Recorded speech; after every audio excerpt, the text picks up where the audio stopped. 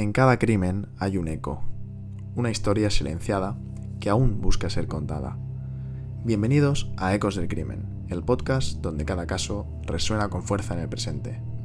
Hoy viajamos a un misterio que aún no ha sido olvidado. Un asesino envía una nota a la prensa. Firma con un símbolo extraño, un círculo con una cruz, y anuncia que ha matado y que matará de nuevo. Nadie sabe quién es, ni dónde está, ni por qué. Él se hace llamar Zodiaco, y desde 1968 su sombra acecha en las colinas de San Francisco, en los recovecos de sus cartas y en códigos cifrados que aún hoy retan a la razón. Bienvenido a Ecos del Crimen, episodio 2, el Zodiaco, el asesino que nunca fue atrapado. Empecemos hablando sobre los primeros crímenes confirmados. Era una noche fría, de esas que parecen dormidas, pero que esconden algo. El 20 de diciembre de 1968, en una zona tranquila del condado de Solano, en California, dos adolescentes deciden pasar la noche juntos en su coche, alejados del bullicio de las fiestas navideñas. Se llamaban David Faraday, de 17 años, y Betty Lou Jensen, de 16. Estacionaron su coche en una carretera secundaria conocida como Lake Herman Road, cerca de la ciudad de Venecia. Era un lugar frecuentado por parejas jóvenes, un rincón aparentemente seguro, pero a las 11:15 sus cuerpos fueron encontrados sin vida. Ambos habían recibido disparos a quemarropa. Betty Lou murió instantáneamente. David aún respiraba, pero fallecería de camino al hospital. No había testigos, no había sospechosos, solo casquillos de bala en la escena y el silencio gélido de la noche como único testigo. Apenas medio año después, el 4 de julio de 1969, otro ataque. Esta vez en un aparcamiento oscuro cerca del campo de golf de Blue Rock Springs, en Vallejo. Dentro de un coche estaban Michael McGee, de 19 años, y su acompañante Darlene Ferrin, de 22. Un coche se acercó lentamente, los iluminó con los faros y luego se marchó. Minutos después regresó. El conductor se bajó del vehículo y sin mediar palabra disparó contra la pareja. Darlene recibió múltiples impactos y murió en el acto. Michael sobrevivió, aunque gravemente herido.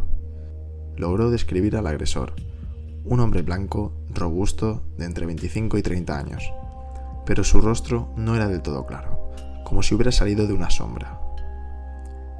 Esa misma noche, una llamada anónima al 911, desde una cabina telefónica cercana a la comisaría, cambiaría el rumbo de la investigación.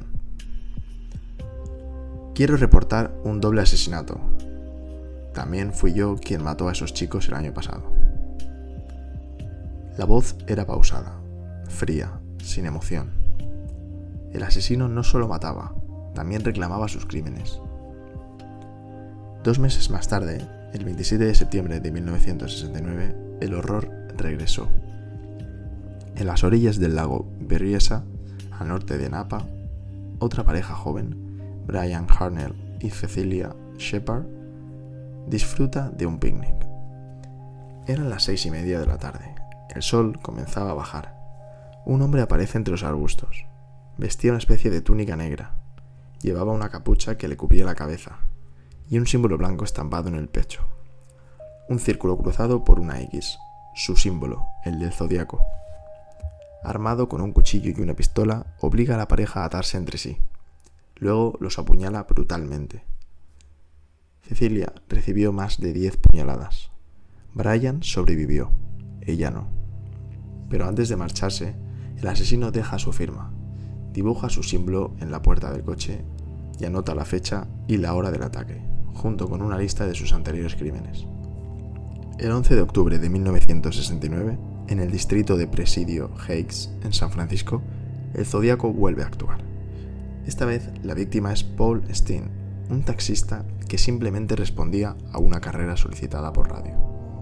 Cuando el coche se detiene, el pasajero, sentado atrás, le dispara en la cabeza.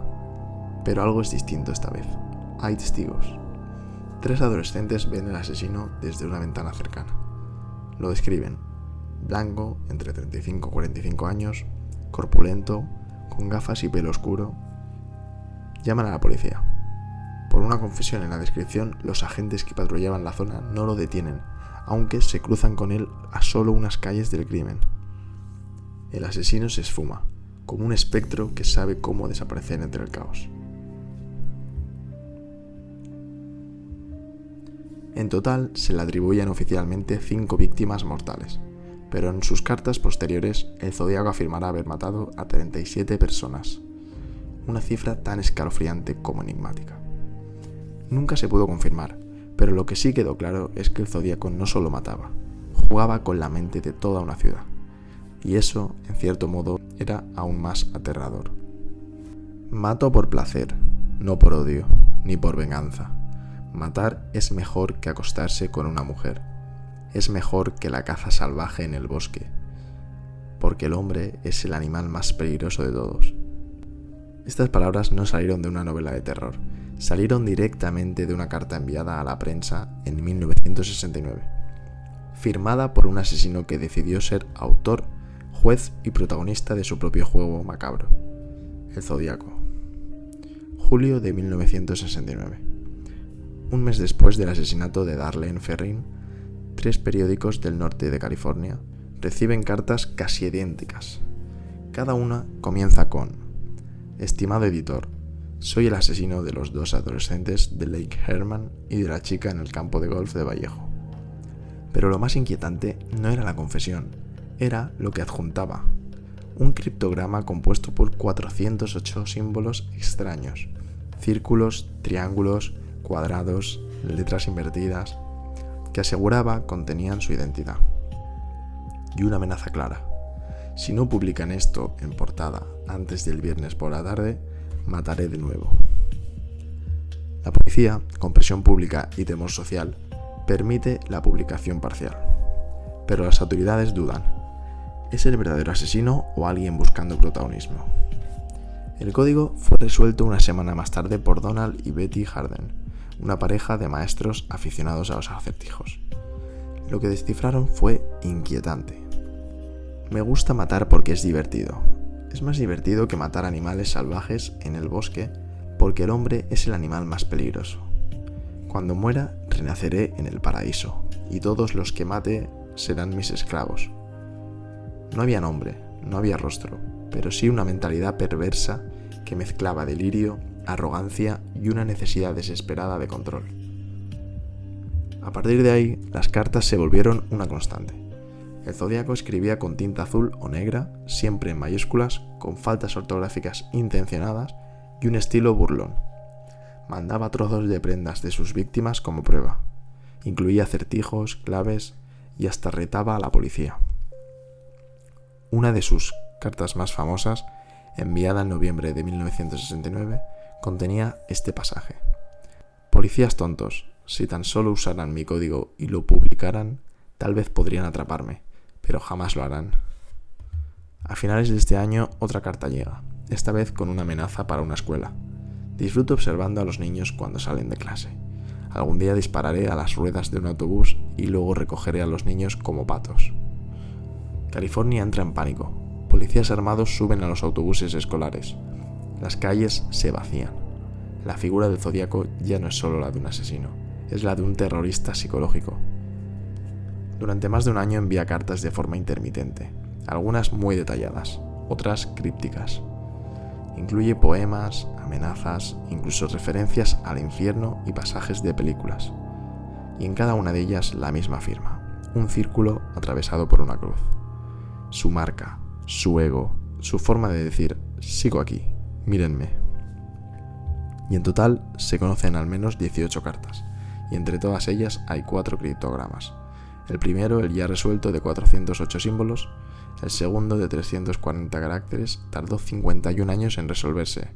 Fue en 2020, gracias a un equipo de criptoanalistas y lingüistas usando software moderno. El mensaje: nada que revele su identidad, solo más arrogancia, más provocación. Decía cosas como: no le tengo miedo a la cámara de gas, porque me llevará al paraíso aún más pronto. Todos mis esclavos me esperan allí. Los otros dos criptogramas aún hoy permanecen sin descifrar. Son enigmas dentro del enigma. Como si el zodiaco se riera desde el más allá, sabiendo que su juego aún no ha terminado. ¿Era todo parte de un espectáculo macabro? ¿O una forma de gritar al mundo que él tenía el control? ¿O quizá era simplemente un asesino más, escondido tras el disfraz de su propio mito? Lo cierto es que con cada carta, con cada símbolo, con cada amenaza, el zodiaco tejía una telaraña de miedo que aún hoy sigue atrapando la atención del mundo. Cada carta, cada palabra, cada trazo hablaba de él. Pero, ¿quién era el hombre detrás del símbolo? Tras los primeros crímenes y las cartas firmadas, la policía de California, con apoyo del FBI, comienza la mayor caza del hombre de la década. Un asesino con conocimientos de cifrado, astuto, impredecible y con una inteligencia inquietante. El zodiaco no solo mataba, jugaba con sus perseguidores. El FBI y los departamentos de policía locales cruzan datos, analizan patrones, consultan a psiquiatras y expertos en lingüística. Surgen algunas conclusiones. Hombre blanco, entre 35 y 45 años. Inteligencia por encima de la media. Familiarizado con códigos militares o cifrados criptográficos. Obsesionado con el control y la notoriedad. Tendencias narcisistas y posibles rasgos de trastorno antisocial. Pero el perfil no ayuda a estrechar la búsqueda. California es enorme y el zodiaco invisible. Cientos de pistas llegan cada semana. Testigos, llamadas falsas, teorías conspirativas. Se interrogan a más de 2.500 personas. Se revisan manuscritos, se comparan cartas, se buscan máquinas de escribir, se analizan huellas y ADN, pero no hay coincidencias concluyentes. Se publican retratos robot. El más conocido, basado en los testigos del asesinato del taxista Paul Steen, muestra un rostro redondo, gafas, cabello oscuro, pero es vago, impreciso. Miles de hombres en la zona podrían encajar. La presión social crece. La prensa convierte al zodiaco en una figura mediática. La gente no habla de crímenes, habla del monstruo con símbolo propio, del asesino que se ríe de la policía. Las autoridades reciben críticas. El caso, lejos de cerrarse, se convierte en una obsesión nacional. El FBI, en su informe oficial, lo define como un sujeto motivado tanto por el deseo de matar como por la necesidad de notoriedad. Y esa mezcla lo vuelve aún más peligroso. No actúa por impulso, actúa para permanecer en la memoria colectiva. Entre los sospechosos destaca uno: Arthur Lake Allen, hombre con historial violento, exprofesor, vivía cerca de los lugares de los crímenes, tenía relojes con el símbolo del zodiaco y era diestro, como lo indicaban los patrones de las puñaladas. Pero el ADN, encontrado en algunas sobres, no coincidía. Su escritura, aunque similar, no era concluyente. Nunca se lo pudo acusar formalmente y murió en 1992 sin dejar confesión. Con los años, otros nombres se sumaron: Richard Gaikowski, Lawrence Kane, Ross Sullivan y más recientemente Gary Post. En 2021, un grupo de investigadores independientes llamado The Case Breakers afirmó que Post era el zodiaco. Tenía cicatrices similares al retrato robot, vivía cerca de los crímenes y supuestamente dejó un mensaje cifrado que lo implicaba, pero ni el FBI ni las autoridades lo han confirmado, y sin pruebas definitivas todo sigue siendo una teoría. A veces los monstruos no viven en la oscuridad, caminan entre nosotros, van a comprar pan, pagan sus impuestos, viven una vida tranquila, mientras el mundo entero trata de desentrañar su sombra. Durante años habló, amenazó, se burló, y de pronto el zodiaco cayó. La última carta confirmada del zodiaco llegó en 1974. En ella no hay confesiones de nuevos crímenes, solo una crítica sarcástica a la película El exorcista, que el asesino describe como la mejor comedia satírica que ha visto. La firma, el símbolo. Nada más. Después de eso, el silencio. Ni cartas, ni llamadas, ni amenazas. Como si tras llenar de miedo las calles de California, el zodiaco se hubiera esfumado. Las teorías sobre su desaparición son muchas. Algunos creen que murió, otros que fue arrestado por un crimen distinto. Algunos incluso piensan que simplemente decidió dejar de matar, porque ya había logrado lo que quería: convertirse en leyenda. Durante décadas, el caso ha permanecido abierto. El FBI y los cuerpos locales han reexaminado las pruebas con su nueva tecnología: ADN, bases de datos genéticas, software de análisis lingüístico. En 2020, uno de los criptogramas del Zodíaco, el famoso código 340, fue finalmente descifrado. Habían pasado 51 años desde su envío. El mensaje, una vez más, era provocador. Decía: espero que lo estén disfrutando mientras intentan atraparme. No tengo miedo de la cámara de gas, porque me enviará al paraíso, donde mis esclavos me esperan. Ni una pista sobre su identidad, solo más teatro, más ego. Y así, el caso del Zodíaco se convirtió en uno de los más frustrantes de la historia del crimen moderno. Miles de documentos, miles de sospechosos y ninguna condena. Inspiró libros, documentales, películas y también copias. Asesinos que querían lo mismo. Atención, ser el siguiente Zodíaco. Pero ninguno logró lo mismo. Porque lo que hizo que el Zodíaco pasara a la historia no fue solo la brutalidad de sus actos, fue su capacidad para manipular la narrativa, para escribir su propio mito, para convertirse en parte de la cultura popular, sin nombre, sin rostro, sin final. Hay crímenes que buscan justicia y hay otros que buscan ser eternos. El Zodíaco no mataba solo por matar, mataba para ser recordado, y lo logró. Quizá camina entre nosotros, quizá murió sin que nadie lo supiera, o quizá aún sonríe cada vez que alguien pronuncia su nombre. El caso del asesino del Zodíaco no es solo una historia de crímenes no resueltos, es también un recordatorio perturbador de hasta dónde puede llegar alguien, solo por el deseo de ser visto, de ser temido, de ser recordado. Durante más de medio siglo, sus palabras han seguido resonando, en periódicos, en investigaciones, en pesadillas ajenas, y eso nos obliga a mirar más allá de la sangre y el misterio. Nos obliga a preguntarnos qué clase de vacío alimenta a un monstruo como él. Quizá nunca sepamos su nombre, quizá nunca encontremos todas las respuestas, pero al contar su historia le quitamos poder y nos lo devolvemos a nosotros, a las víctimas, a la memoria, a la verdad. Gracias por escuchar Ecos del Crimen. Si esta historia te ha hecho pensar, estremecerte o mirar las sombras con otros ojos, no olvides seguir el podcast, compartirlo y dejar tu opinión.